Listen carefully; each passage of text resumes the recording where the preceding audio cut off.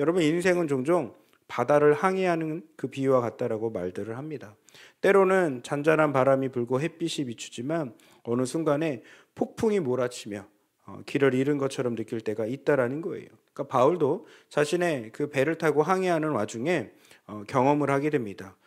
로마로 압송되는 중에 유라굴라라고 하는 광풍을 만나 생사의 기로에 서게 되죠. 그 장면이 바로 오늘 말씀을 읽은 장면입니다. 근데 여러분, 바울은 어떻게 하다가 이 배를 타게 됐을까요? 1차, 2차, 3차 전도 여행이 끝난 다음에 예루살렘으로 이제 가게 되는데 그 가운데에 죄를 누명을 쓰게 되는 거예요. 억울한 누명을 쓰게 돼서 투옥 생활을 하고 그 투옥 생활 가운데 재판을 받게 되는 것이죠. 그 재판을 받는데 최종적인 재판, 우리나라로 얘기하자면 1심을 거치고 2심을 거치고 최종적인 재판은 대법원까지 가는 그런 비슷한 일정 가운데 로마 시민권자였던 바울은 자신의 이 누명 가운데에 그 혐의를 벗고자 어디에 이제 상소를 하냐면 가이사 황제에게 상소를 하게 됩니다. 그러기에 황제가 있는 이제 로마까지 압송이 되는 것이죠. 그런 가운데에 바울은 이제 로마의 그 압송 가운데 4차 전도 여행이 시작됐다라는 거예요. 여러분, 바울의 제목은 뭐예요? 여러분, 되게 큰 제목도 아닙니다. 바울의 제목은 율법과 성전을 모독했다라는 죄예요. 그러니까 또 하나 죄를 더 뒤집어 쓴 건 뭐예요? 이방인을 성전 안으로 데리고 들어오지도 않았음에도 불구하고 성전으로 데리고 들어왔다라는 죄를 뒤집어 쓰였다라는 거예요. 누명 쓰였다라는 거예요. 그러면서 억울함 가운데에 로마로 이송하게 되는 거죠. 여러분, 우리들의 인생도 마찬가지 아닙니까? 인생을 살다 보면은 억울하고 속상할 때가 있어요, 없어요? 힘들고 어려운 문제를 해결하기 위해서 여러분, 우리는 이 삶 가운데에 여러 가지 경험을 겪게 된다라는 거예요. 여러분, 그때 꼭 기억하십시오. 문제를 해결하는 데 있어서 그 해결이 중요한 것이 아니라 하나님의 역사를 경험하는 자들 되기를 간절히 소망합니다. 하나님의 역사를 체험하는 자들이 되기를 간절히 소망합니다. 그러니까 베스도 총독 아그리빠 왕도요, 바울을 가만히 봤더니요, 기소할 혐의를 찾을 수가 없는 거예요. 그 성경은 이렇게 이야기를 하고 있습니다. 사도행전 26장 30절부터 32절까지의 말씀입니다. 사도행전 26장 30절부터 32절 말씀 같이 읽겠습니다. 시작. 왕과 총독과 버니게와 그와 함께 앉은 사람들이 다 일어나서 물러가 서로 말하되 이 사람은 사형이나 결박을 당할 만한 행위가 없다 하더라. 이에 아그리빠가 베스도에게 이르되 이 사람이 만일 가이사에게 상소하지 아니하였더라면 석방될 수 있을 뻔하였다 하니라. 아멘. 여러분, 32절 뉘앙스만 보더라도요, 가이사에게, 로마 황제에게 바울이 상소하지 않았다라면 모든 재판은, 모든 일은 종결되었다라고 말한다라는 거예요. 여러분, 사람의 기준은 그렇습니다. 이 사람을 가만히 봤더니 안타까운 거예요. 이 문제를 여기서 끝낼 수 있고 풀려날 수 있고 자유로워질 수 있음에도 불구하고 2년 동안 감옥에 갇혀 투옥 생활을 하고 있는 이 바울의 모습을 보며 이해할 수 없는 거예요. 여러분, 기억하십시오. 우리들의 인생이라는 것, 우리들의 신앙이라는 것은요, 사람의 기준이 아니라 하나님의 기준이 되기를 간절히 소망합니다. 그냥 질문은 그거예요. 왜 바울은 상소를 했고 왜 바울은 압송당해야만 했을까?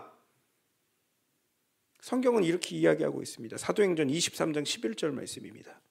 사도행전 23장 11절 말씀 같이 읽겠습니다. 시작. 그날 밤에 주께서 바울 곁에 서서 이르시되 담대하라. 내가 예루살렘에서 나의 일을 증언한 것 같이 로마에서도 증언하여야 하리라 하시니라. 아멘. 아멘. 여러분, 기준은 누구예요? 사람의 시선의 눈의 기준이 아니라 하나님이셨다는 거예요. 바울이 로마의 압송까지 당하는 이유는 하나님이 하셨다라는 거예요. 그 하나님의 뜻 가운데 살아냈던 사람이 바로 바울이라는 거예요. 여러분, 근데 아세요? 바울이 3차 전도 여행이 끝날 무렵에 예루살렘에 들어가기로 작정하고 사람들에게 나 예루살렘으로 갈 거야 라고 하는데 하물며 에베소의 장로들도 뜯어말립니다. 뭐래요? 바울 선생님, 아니 왜 예루살렘으로 갑니까? 예루살렘 가면 바울 선생님은 잡히시게 돼 있습니다. 그러니까 가지 마십시오 라고 하는데 또 기도하는 사람들도 이야기하는 거예요. 성령께서 알려주셨는데 바울 선생님 예루살렘으로 가면은 감옥에 투옥됩니다. 붙잡힙니다. 그러니까 가지 마십시오 라고 얘기하는 거예요. 여러분, 사람들의 시선, 사람들의 권면, 사람들의 충고는 가지 말라는 거예요. 그럼에도 불구하고 사도 바울은 끝까지 갑니다. 예루살렘으로 가요. 투옥 생활을 해요. 상소까지 하면서 로마로 갑니다. 이유는 하나, 뭐예요? 하나님 말씀하셨다라는 거예요. 뭐예요? 너의 이 말의 증언을 어디서 하라는 거예요? 로마에서도 하라는 거예요. 여러분, 우리도 마찬가지예요. 여러분, 예수를 믿고 예수를 따른다라고 말하는 것은 예수님의 사명을 가지고 살아내야 된다는 거예요. 여러분에게 질문하겠습니다. 여러분들은 무엇 가지고 사세요? 내가 이 땅에 살아가는 인생의 나날의 여정이, 이 항해의 여정이 무엇 때문에 살고 계시는 것 같습니까? 부디 내 의와 내 만족과 내 뜻이 아니라 내 손아귀에 쥐어지는 어떤 소유의 성취가 아니라 하나님의 뜻이고 하나님의 사명이고 하나님의 소명으로 살아가는 여러분들과 제가 되기를 간절히 소망합니다. 그러게 여러분, 이해가 되지 않아도 납득이 되지 않아도요, 사명은 걸어가는 거예요. 나에게 설득이 되지 않아도요, 사명은요, 오늘도 주님 뜻대로 살아내는 거예요. 인생이라는 거 내 마음대로 내 생각대로 되지 않습니다. 그런 적도 없습니다. 바울은 그러기에 사명으로 살아갔습니다. 여러분이나 저나 오늘 하루도 사명으로 살기를 간절히 소망합니다. 저희 이제 선교센터를 개관하는 데 있어서 정말로 두 팔 걷어붙여서 저희의 이 선교센터, 비전센터를 도와주시는 선교사님, 우리 탐프란폰 교회에 김희태 선교사님이 계십니다. 근데 선교사님이 이제 마지막 돌아오는 길에 그런 간증을 해주시는 거예요. 우리 성도님들과 저희들 앞에서 간증을 해주시는데 그런 얘기를 해주셨어요. 물론 차 안에서도 해주셨지만, 목사님, 제가 태국에 온 지도 벌써 20년이 넘었고, 그리고 여기 한야이에 도착한 것도 17년이 넘었습니다. 그때는 여기 한국인 가정이 3가정이 있었는데, 이완균 선교사님네랑 저희랑 또 한 가정, 근데 다 3가정 모두 다 선교사로 한야이로 왔습니다. 그때 당시에는 한야이라는 지역을 아예도 몰랐고, 그리고 그 지역 가운데에 이렇게 무슬림들이 넘쳐날 줄도 몰랐습니다. 그럼에도 불구하고 이 땅에 와서 전도를 하고 주님의 사역을 감당해내는데, 처음에는 이렇게 사람들이 막 몰려들었대요. 한 30여 명 몰려들었대요. 그들이 10년이 지났는데 10년 세월 가운데에 한 30여 명 모여들었는데, 여러분 잘한 거잖아요. 그런데 어떤 이유에서인지 갑자기 사람들이 쑥 빠져나갔대요. 10명 이하로 줄어들었대요. 그리고 사역은 다 막혀버리더래요. 이것도 안 되고 저것도 안 되고. 그런데 또 때마침 그때가 파송교회 가운데에 보고를 해야 되는 거예요. 선교사님이 고민을 했대요. 내가 기존에 있었던 사역의 사진을 가지고, 동영상을 가지고 나 이렇게 선교 보고를 해야 될까? 근데 주님이 그런 마음을 주셨대요. 거짓으로 보고하지 말라고, 만들어내지 말라고. 그래서 파송교회 가운데에 저는 사실 망했습니다. 저는 지금 선교 사역이 여러분들이 생각하는 것처럼 잘 되지 않습니다. 성도들도 빠져나가고 선교 사역도 망가지고 막히고 아무것도 안 됩니다. 죄송합니다. 여러분들에게 대단한 보고를, 대단한 이야기를 해드리지 못한 점 죄송합니다 하고 그 보고를 끝나고 내려왔대요. 그랬더니 어느 한 성도님이 이렇게 손을 붙잡고 있겠더래요. 선교사님 죄송합니다.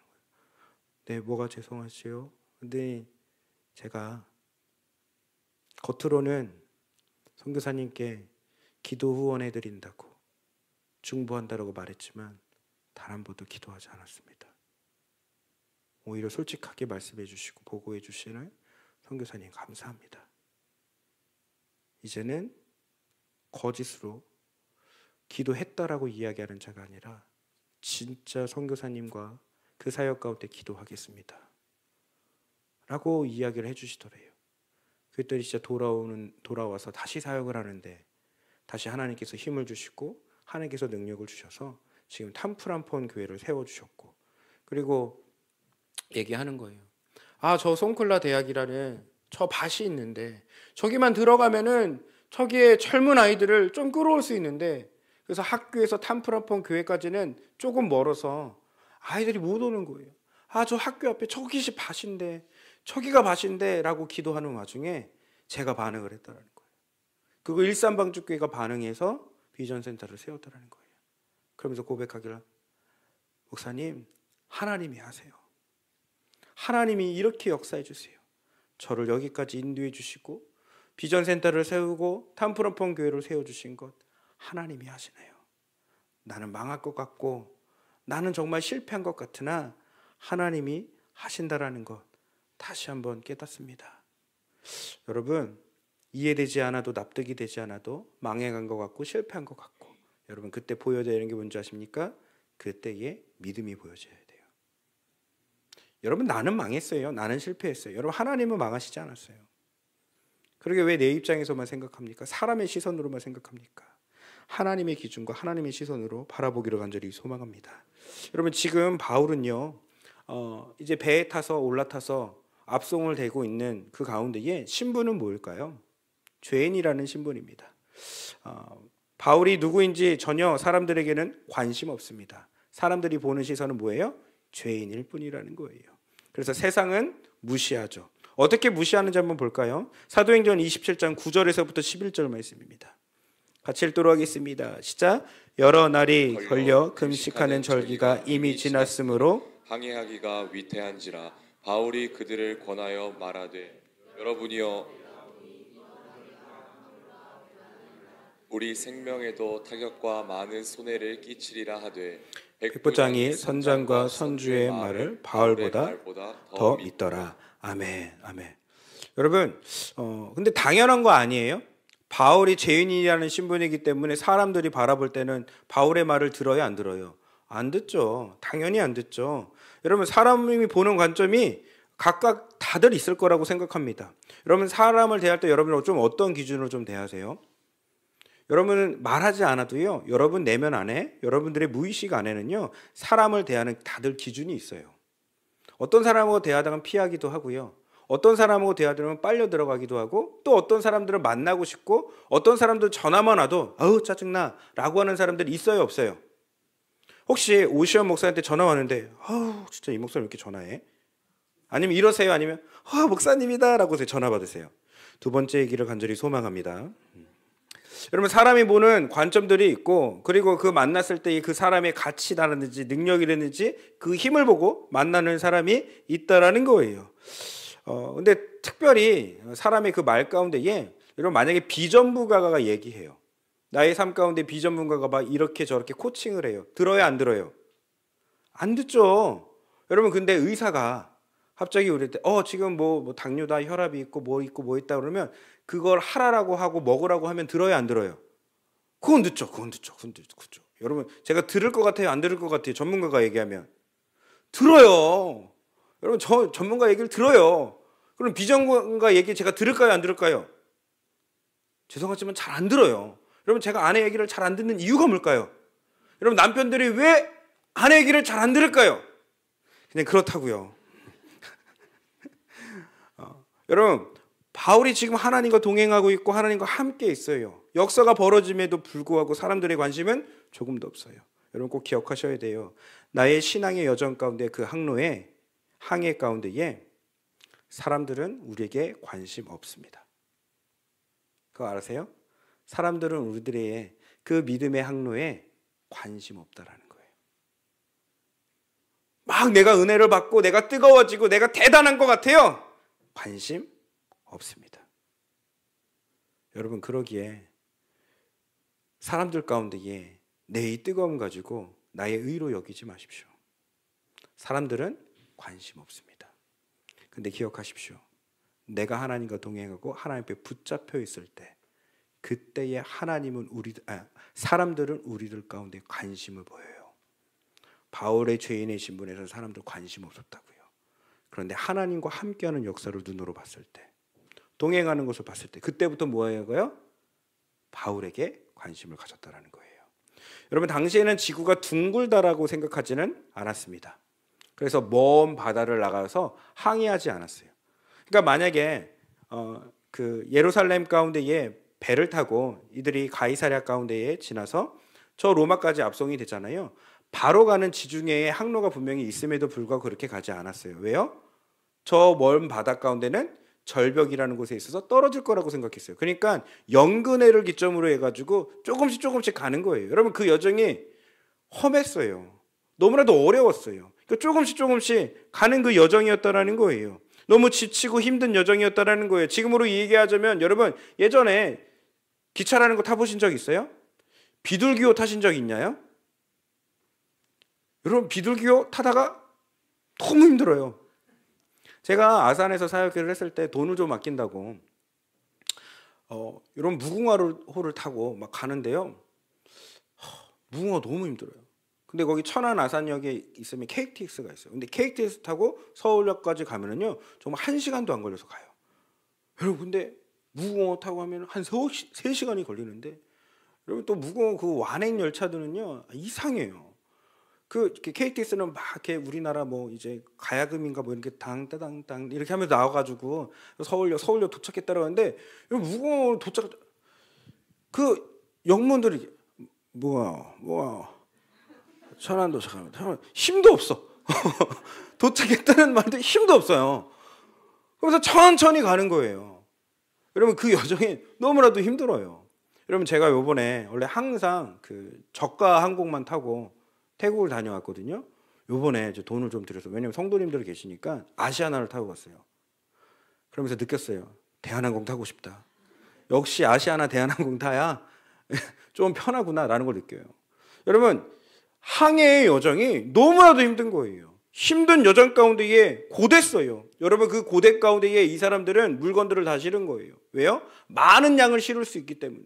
그 많은 양을 실었던 이유는 뭐예요? 여러분 그것을 많이 팔아야 되는 거예요. 그러니까 바울을 위한 배가 준비된 게 아니라 이 물류 무역을 하기 위한 그 배가 준비돼서 바울이 죄수로서 거기에 껴져 있다라는 거예요. 그러니까 사람들은 바울에게 관심이 없다라는 거죠. 선주와 선장도 어디에만 관심이 있을까요? 하루라도 쉬면 안 되는 거예요. 왜요? 쉬는 즉시 돈이 들어가는 거니까 무조건 빨리 가야 되는 거예요. 사람들도 빨리 가야 되는 거예요. 왜요? 그 물물교활 가운데 돈 벌어야 하거든요. 여러분 근데 그거 아세요? 그런 역경 속에서도, 그 어려움 속에서도 하나님의 사람은 빛을 낸다라는 사실을. 여러분 부디 여러분들이 삶 가운데에 여호와의 빛을 내기를 간절히 소망합니다. 사람들은 우리들에게 관심 없어요. 근데 관심 가질 때가 있어요. 뭐예요?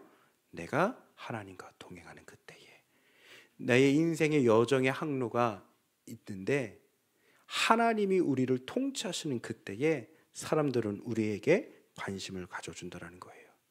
여러분 그러기에 똑바로 사십시오. 올바르게 사십시오. 하나님의 말씀 가운데 사십시오. 그러면서 여러분 이거 조금 좀 깊이 좀 갈게요. 여기서 중요한 게 있는데, 여러분 성경에는 사실 비슷한 내용들이 조금 있어요. 근데 그 비슷한 내용 가운데에 유사성과 차별성을 좀 찾아내야 되는 거거든요. 그게 성경을 읽는 방법 중에 하나고 그것을 해석하는 방법 중에 하나예요. 대표적인 이야기를 할게요.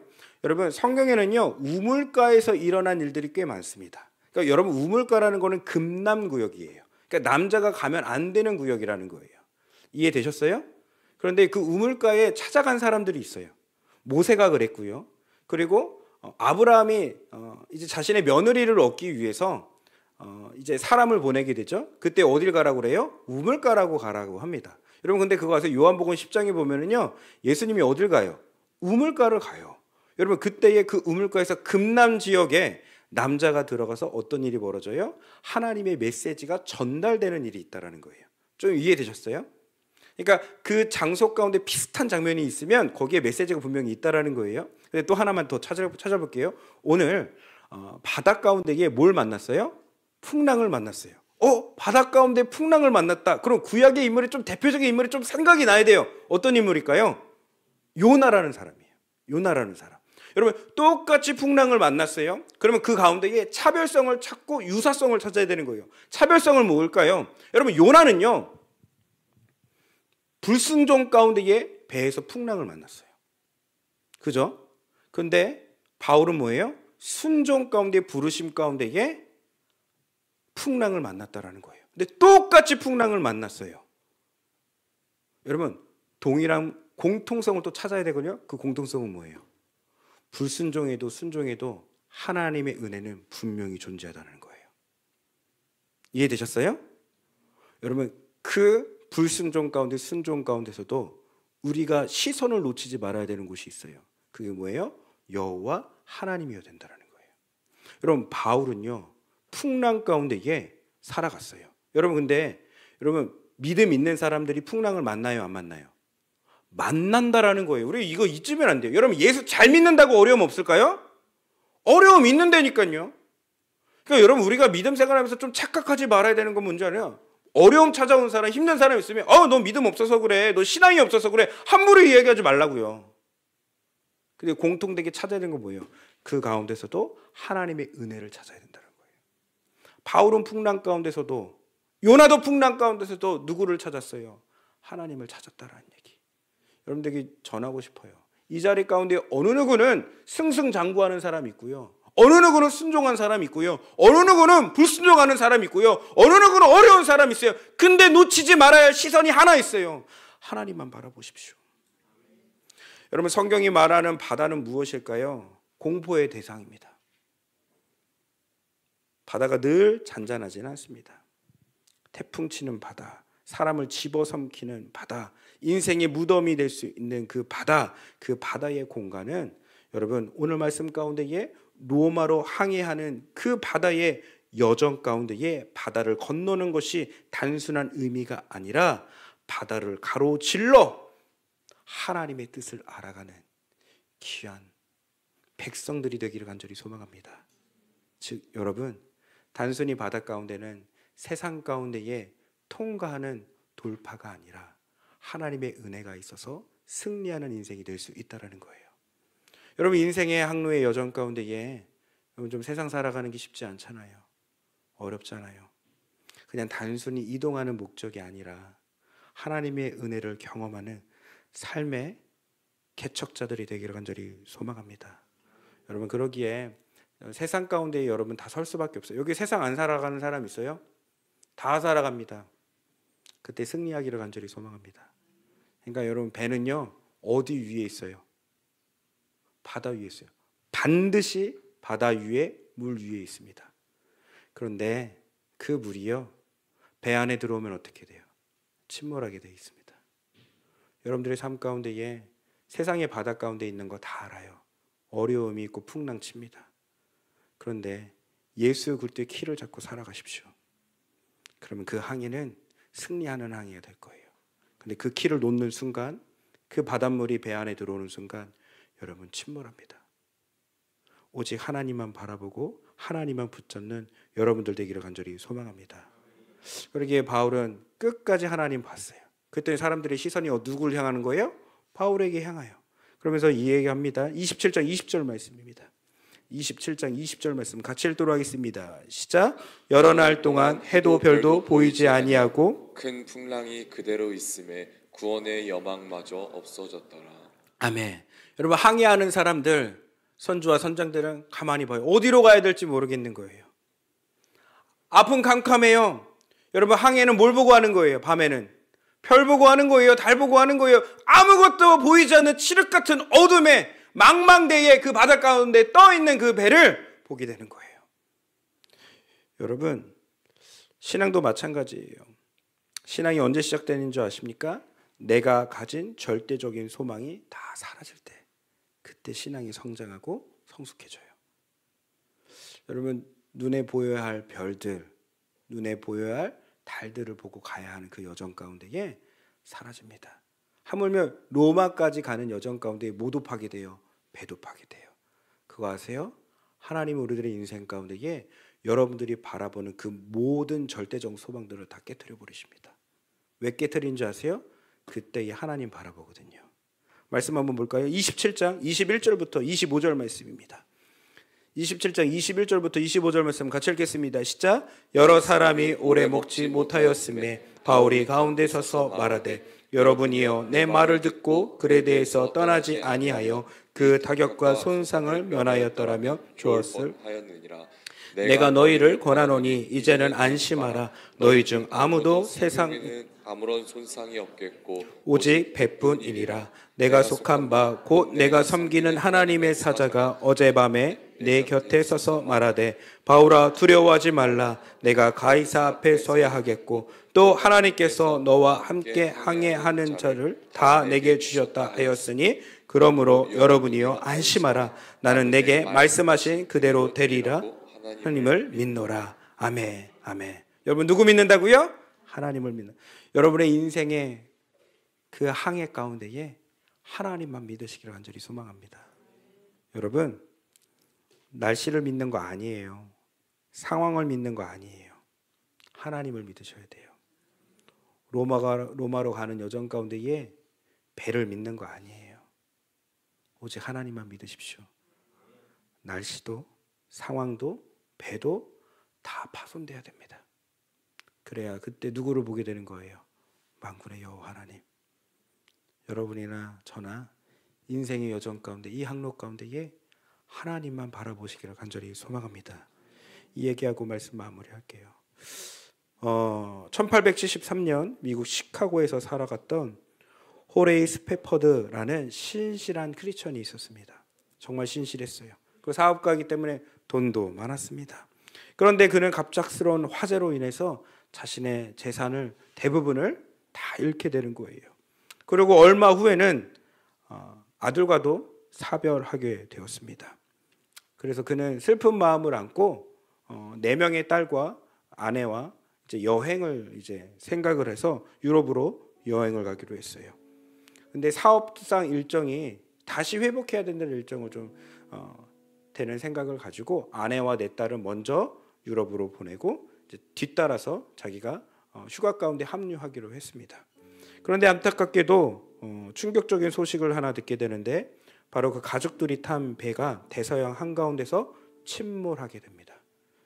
우여곡절 끝에 아내는 살아남고 4딸을 잃어버립니다. 그러니까 자신의 자녀들이 다 죽었다라는 거죠. 마음이 찢어지는 그 마음 가운데에 아내를 만나러 유럽으로 항해하는 그 배를 타고 또 다시 자신도 떠납니다. 그러면서 침몰했었던 그 지역 가운데에 선장이 이야기합니다. 이곳이 어느 배에 침몰했었던 지역입니다. 여러분 추모해 주십시오. 그래서 그 침몰했던 그 지역 가운데 그 바다를 보며 이 사람이 찬송시를 남깁니다. It is well with my soul이라는 시입니다. 읽어드릴게요. 내 평생에 가는 길 순탄하여 늘 잔잔한 강 같든지 큰 풍파로 무섭고 어렵든지 나의 영혼은 늘 평안해. 이 찬양 아시죠? 내 평생에 가는 길 순탄하여 늘 잔잔한 강 같든지 큰 풍파로 무섭고 어렵든지 나의 영혼은 늘 평안해. 여러분, 인생의 항로가 순탄하지 않은 거 알아요. 힘들고 어려운 거 다 알아요. 여기 계신 분들 어느 누구도 쉬운 인생은 단 한 사람도 없어요. 근데 우리는 평안하다고 할 수 있어요. 누구 때문에? 하나님 때문에. 여러분 누구 믿으세요? 내 눈에 보이는 별과 달을 믿으십니까? 돈을 좀 믿으시나요? 이 돈만 있으면 내가 평안할 것 같고 이 사람만 있으면 내가 승리할 것 같고 아세요? 그거 언젠간 다 깨진다라는 것. 그 배가 철저하게 깨진다라는 것. 근데 그때에 잊지 맙시다. 하나님을 믿으셔요. 이 마지막 때에 예수를 믿으십시오. 여러분 지금 흘러가는 세상의 상황 보면 못 느끼시겠습니까? 처처의 지진과 기근, 전쟁과 세상의 혼탁함, 마지막 때에 우리 풍랑 가운데서도 하나님만 믿는 믿음의 사람 되시기를 간절히 소망합니다.